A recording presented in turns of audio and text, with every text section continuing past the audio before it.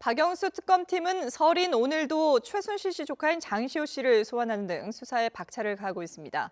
특검은 연휴 직후 청와대에 대한 압수수색에 이어 다음 달 둘째 주에는 박근혜 대통령에 대한 대면 조사에 나설 것으로 알려졌습니다. 취재기자 연결돼 있습니다. 김승환 기자. 네, 특검 사무실입니다.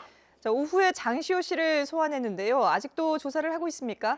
네, 특검은 오후 2시부터 서울 구치소에 머물고 있는 최순실 씨의 조카 장시호 씨를 이틀 연속 불러 조사하면서 강행군을 이어가고 있습니다. 장 씨를 상대로 박 대통령과 최순실 씨 그리고 삼성그룹이 연루된 뇌물 의혹에 대한 보강 조사를 벌이고 있는데요. 오늘은 특검이 내부적으로 정한 공식 휴무일이지만 박영수 특검과 일부 핵심 관계자들도 오후부터 사무실에서 나와 업무를 보면서 설을 보내고 있습니다. 연휴 직후 이어질 청와대에 대한 압수수색과 박 대통령에 대한 대면 조사 등 빡빡한 일정에 대비하기 위한 것으로 보입니다. 특검팀은 늦어도 다음 달 10일 전까지 대통령 대면 조사가 필요하다는 뜻을 전달하고 현재 조사 시점을 조율하고 있습니다. 대면 조사에 앞서 설 연휴 직후에 청와대에 대한 압수수색이 이뤄질 것으로 보이는데요. 이미 특검은 청와대 압수수색을 위한 법리 검토를 마쳤다는 점을 분명히 했습니다. 그 대상에는 경호처와 의무실 등이 포함될 것으로 보입니다.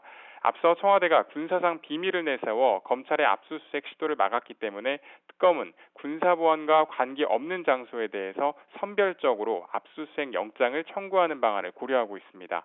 특검이 여러 차례 청와대에 압수수색을 하겠다 이렇게 공표한 만큼 미리 증거인멸의 우려도 있지 않겠느냐는 얘기도 나오는데요.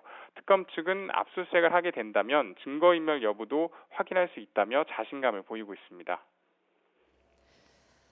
네, 박 대통령에 대한 대면 조사가 이루어진다면은 장소는 어디가 될까요? 네, 아무래도 현직 대통령인 만큼 경호와 예우상의 문제로 특검 사무실로 직접 불러서 조사하기는 어려워 보입니다.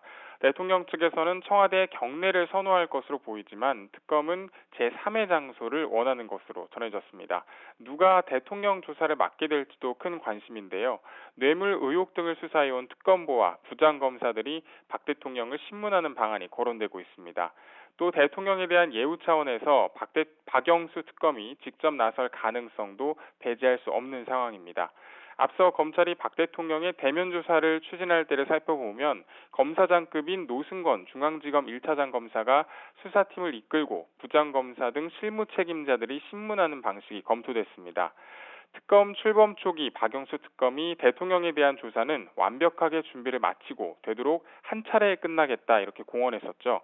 이에 따라 특검이 주로 살펴보고 있는 뇌물 의혹뿐 아니라 블랙리스트와 세월호 7시간의 비밀 그리고 비선 진료 의혹 등 박 대통령이 연루된 모든 부분에 대해서 전반적으로 추궁할 것으로 보입니다.